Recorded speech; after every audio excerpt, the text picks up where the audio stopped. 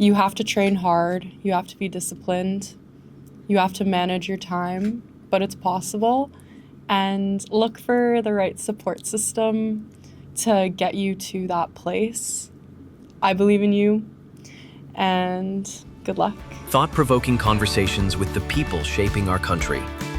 We uncover stories behind the headlines with influential voices from the Philippines and beyond. This is Manila Bulletin's The Sit Down. Hi, this is Cristel Satumbaga Villar from Manila Bulletin Sports, and we're here for another episode of The Sit Down. Today we will be joined by our multi-medalist for the Southeast Asian Games, our swimmer, Miss Kayla Sanchez. Miss Kayla, good morning, and how are you today? Hi, good morning, Crystal. I'm good. I'm doing well. Thank you for asking. Last night, you were awarded by the Manila Bulletin for the Newsmakers of the Year award. So, can you share us about your experience about last night's event? It was a really nice event put on by the Manila Bulletin. It's my first event like that to go to. So I had fun dressing up and being in the atmosphere and meeting new people. Yeah, it was a lot of fun. And can you tell us more about what makes you busy these days? Yeah, I'm still a student in university. I'm in my second year. I want to take nursing. So I'm going to be applying for the nursing program in the fall. Hopefully I get in. And on top of school, I'm training. The university season is ongoing, and we have our championships in March. And then after that, I move to my national team duties, which is the Pan-Pacific Games in California and the Asian Games in Japan. So, you will be very busy both in swimming and in your academic career. So, could you tell us more about yourself? A lot of people are really not really aware of our swimmers because, as you can see, that we have our favorite sports like basketball and volleyball. Not many Filipinos are aware of our swimmers. So, can you tell us more about yourself? Yeah. I grew up in Canada. My mom is from Baguio and my dad is from Pampanga. They immigrated to Canada. I joined a swimming team when I was 4 years old, and then I started to progress, started swimming fast and winning races, and by 15 years old, I made the Canadian national team for swimming.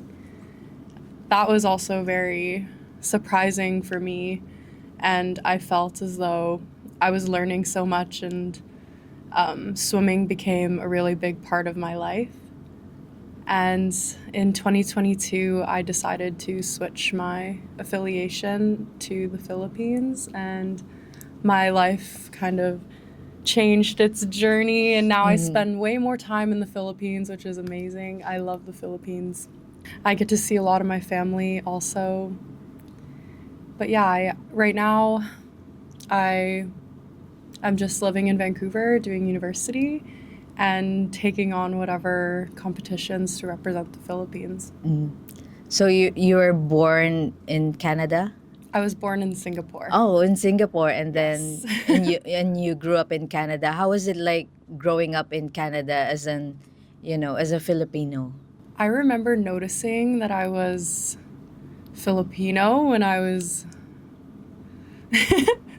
when I was in elementary school. My parents always had Filipino parties, so we had our community in Canada, and we would watch Manny Pacquiao fight and sing karaoke and eat Filipino foods.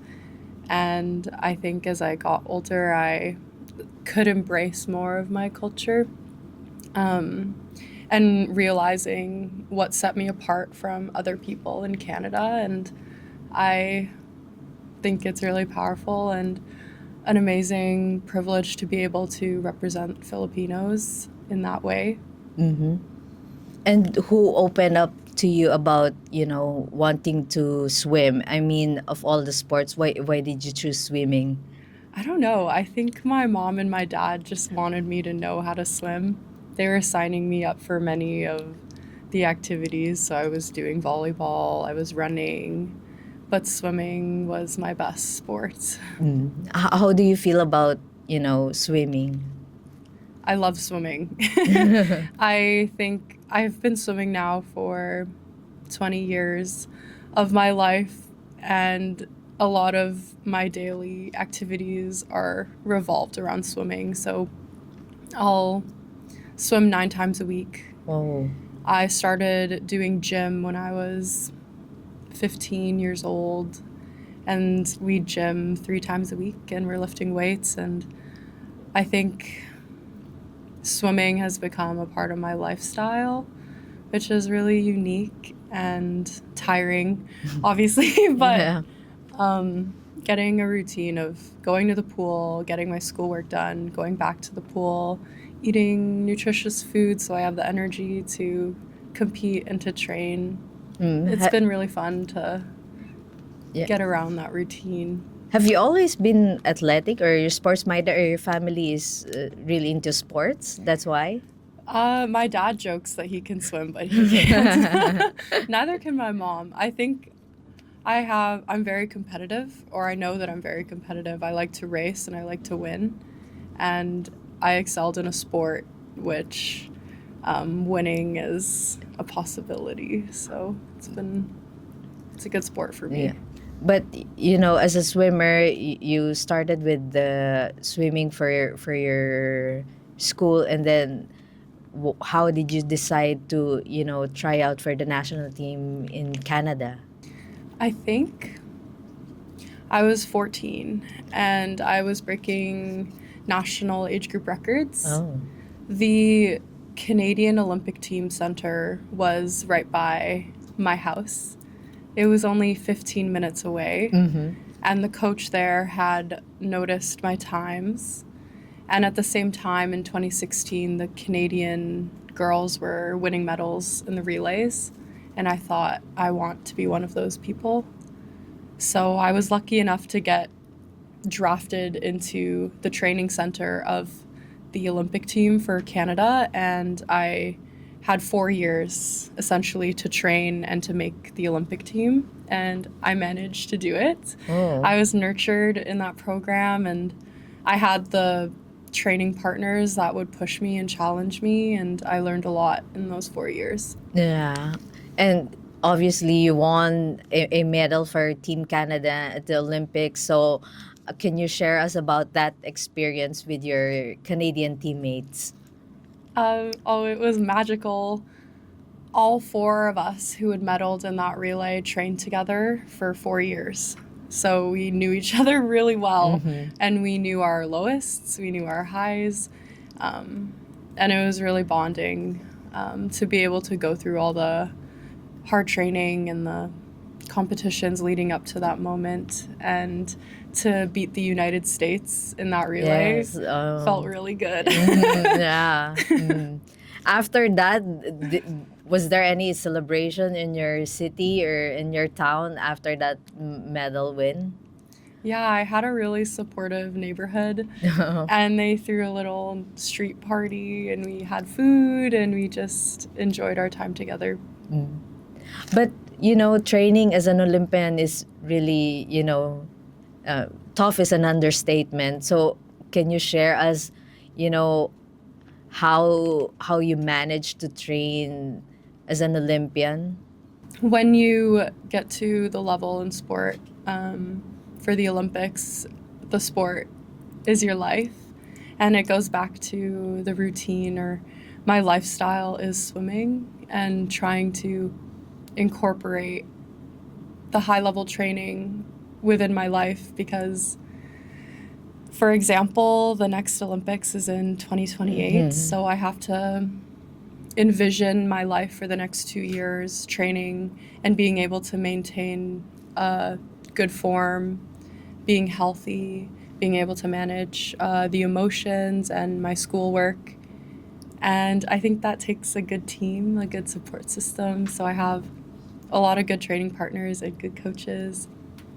And I think it's also about having fun. So learning to know when to be in race mode and when to be in training mode, and also knowing when to enjoy and finding things that make me happy outside of the pool, like going out to eat. Oh yeah. What's your favorite food? Everything. Oh, I really? love all foods. Yeah. Any particular food that you love? Filipino food? I love sinigang. Oh yeah. Yes. How about any Canadian? I don't know the food for the Canadian Canadian foods. food. Probably maple syrup. Oh. There's not really many Canadian foods, I think. So now you shared about your life with the Canadian team. Now you're playing for the Philippine team. I know that it's a tough decision to switch nationalities. So could you tell us how it evolved? How did it start, and what's your experience about it? Yeah, my dad helped me with the process of switching nationalities, and it was actually really smooth. I did my year-long residency in the Philippines starting in 2022. By 2023, I was cleared to compete, and I trained with Coach Sherwin here in the Philippines. And that was training in the Philippines is harder, I think, because it's so humid. Yes. So when you're training max effort, you really feel the heat. So I thought I felt so fit because I was able to manage the training even under the hot weather, which was awesome. Yeah, I've met so many amazing people on the Filipino national team or even off the Filipino national team that have pushed me and reminded me of the swimmer that I am. And I think it's really powerful because you have to uplift those around you. And I've found that here from everybody. Yeah, I remember I'm meeting you for the first time when you're being introduced by Miss Lani Velasco as a new member of the Philippine team. And I think the residency, were you alone for the first year here? So was there any, you feel homesick? Of course, you're in a new country. Technically, you're in a new country and you're adjusting to the training.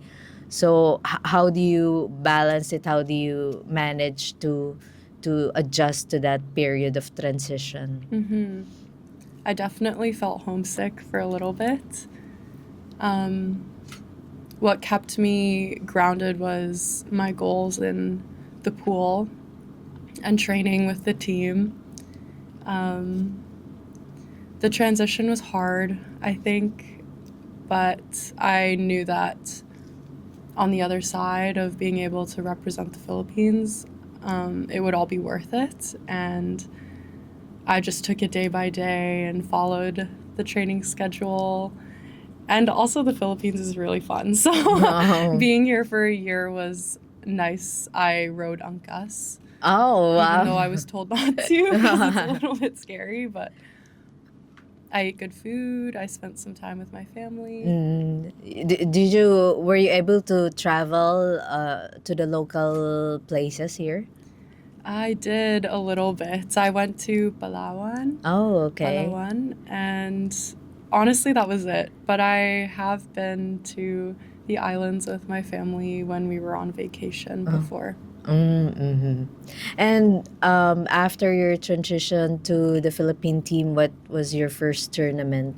And how did it feel to, to be able to represent not only your family, your parents, nationality, but also you're as well, a part of you? I think my first competition was the Asian Games Okay. in China. I was really nervous and I felt a lot of expectations towards my performances. I met the national team for the first time at that competition. It was a lot of fun. I didn't swim as well as I wanted to, but I kept working and I kept swimming.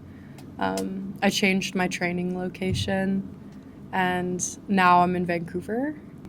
3 years later, new location. I feel excited for the next Asian Games, which is this September. Yeah.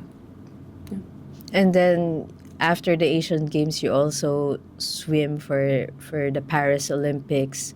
So how was it? How different was it from the Tokyo to the Paris? I guess in Tokyo there was COVID, so there was no one in the stands. It was really quiet. We were taken from the village to the pool, and we weren't allowed to leave beyond those points.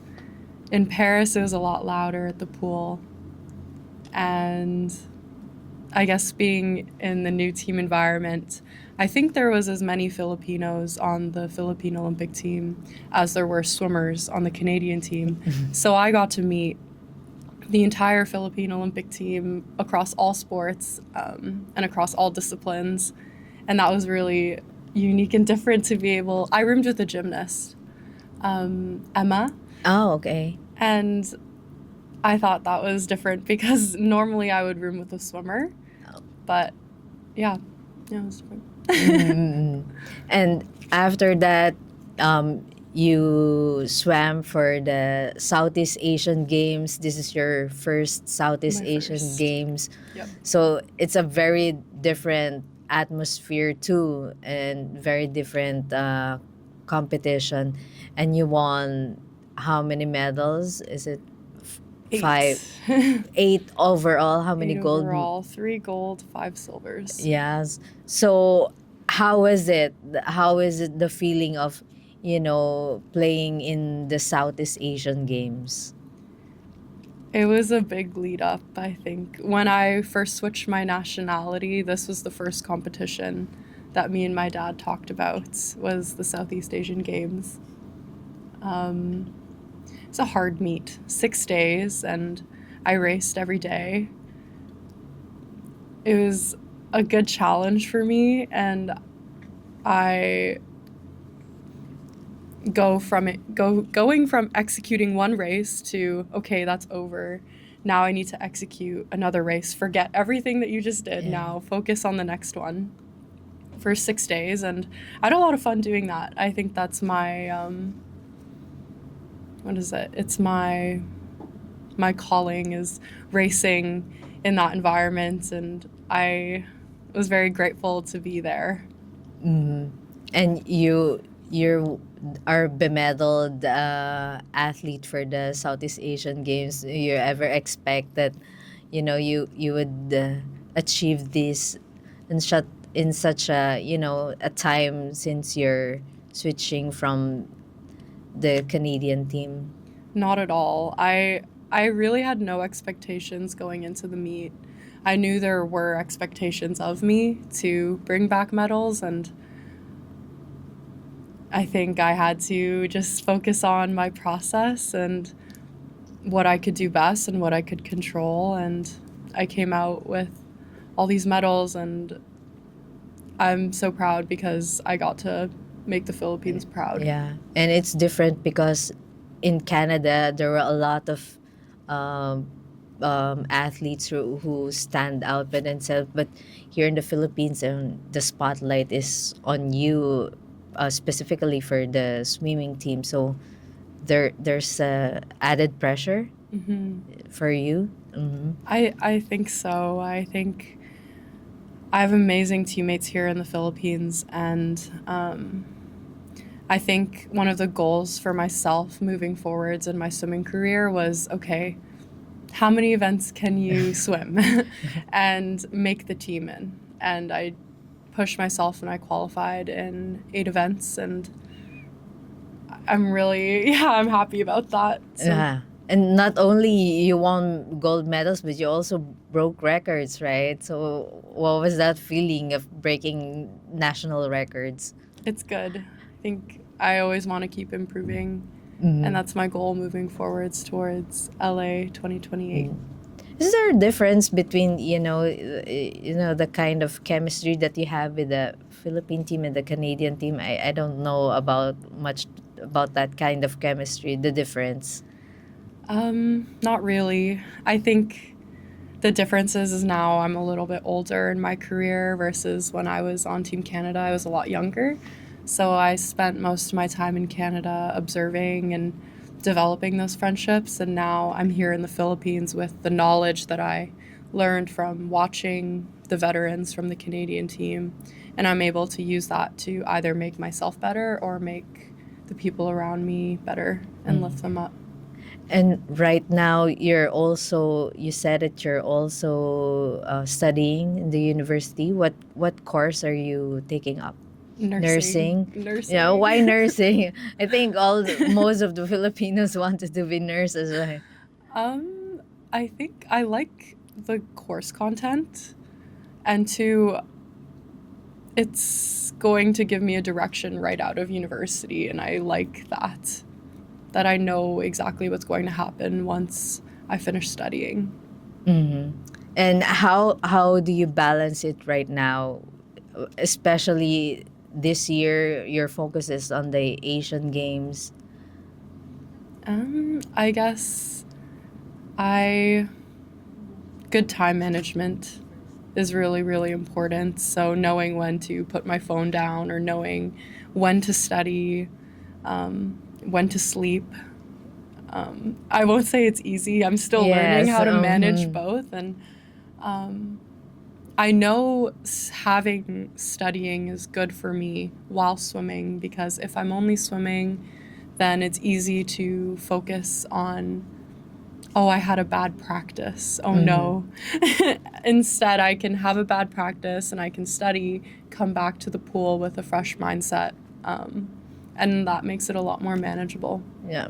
Do you have any time outside of the swimming? I mean, yeah, it's all about studying and, swimming. Yeah, I do on weekends. I like to make time to have dinners with my friends, or even if we're studying as a group, that's also good. But it's also studying. Yeah, it's also studying. Yeah. And after that, how about, spending time with family? You also do that? I do from time to time. Mostly my family will come to watch my competitions, and they'll come visit me in Vancouver every few months. Okay, Kayla, you mentioned about being a student. What advice can you tell about those student athletes right now who are also wanted to pursue a career like you in the national team? Some advice I would give would be open communication with your professors and your coaches, even letting them oversharing, oh, this is what I have to, I'm not feeling well today, or I need extra time to study, I have an exam next week.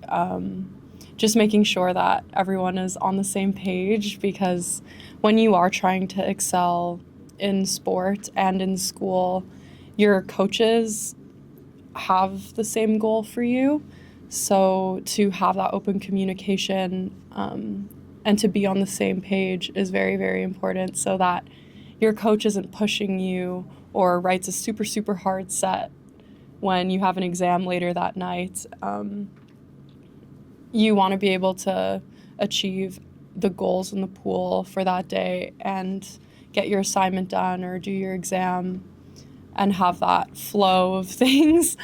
Otherwise, you're going to be fighting both swimming and school, and you will start to feel overwhelmed. I think communication is a big one. Scheduling, time management. I print out my calendar for swim for the whole year so that I can see when my competitions are, how many weeks are retraining, until how many weeks do we leave to go to competition. And then my schedule for classes I also print, so I don't feel like the school semester is taking forever. I know, okay, this week we're studying poetry.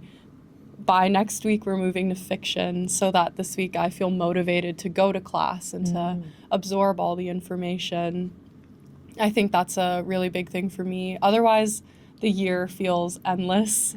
Otherwise, I feel overwhelmed. So it's nice to know what's going on week by week. And I think that helps keep everything right in front of your face. And yeah.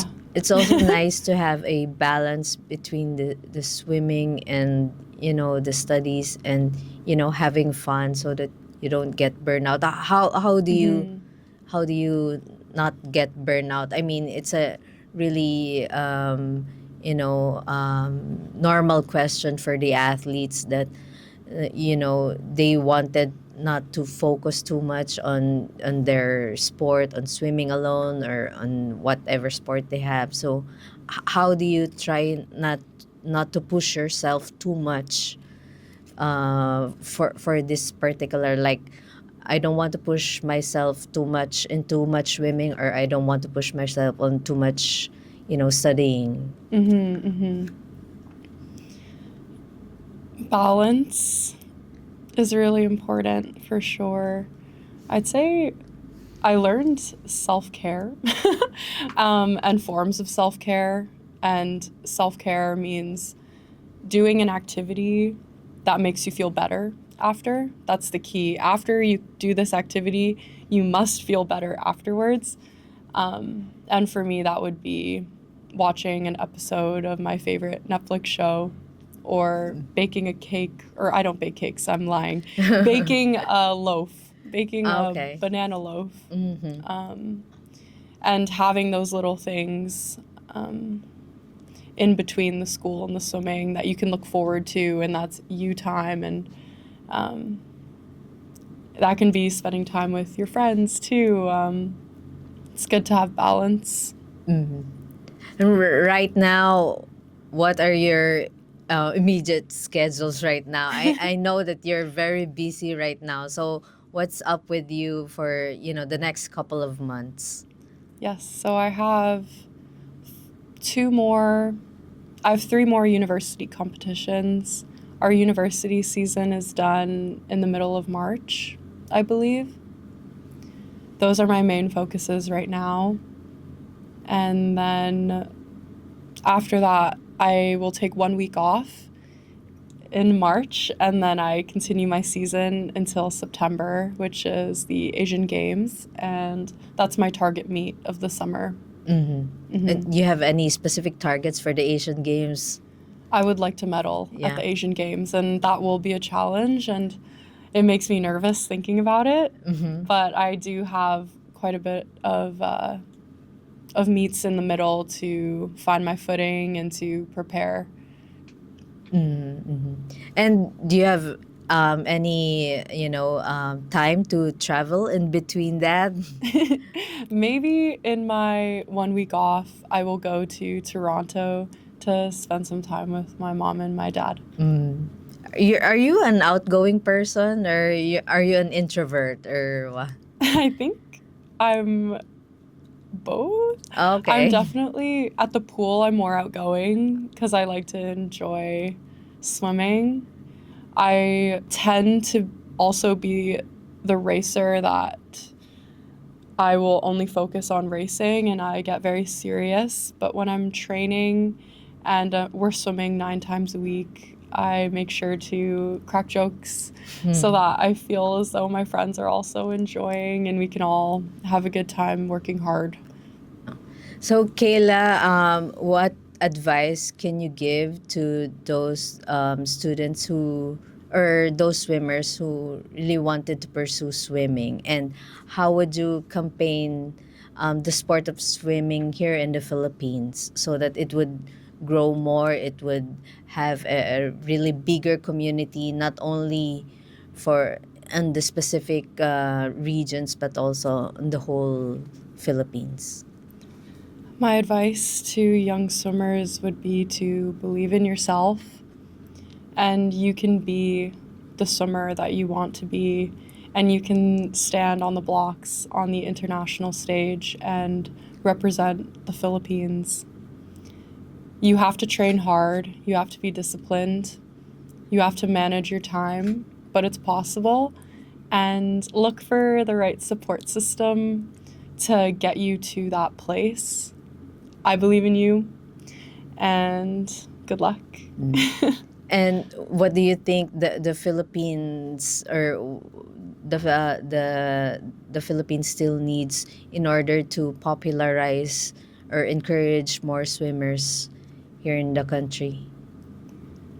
I think last summer in August 2025, the Philippine Aquatic Incorporation held the first ever trials, I believe.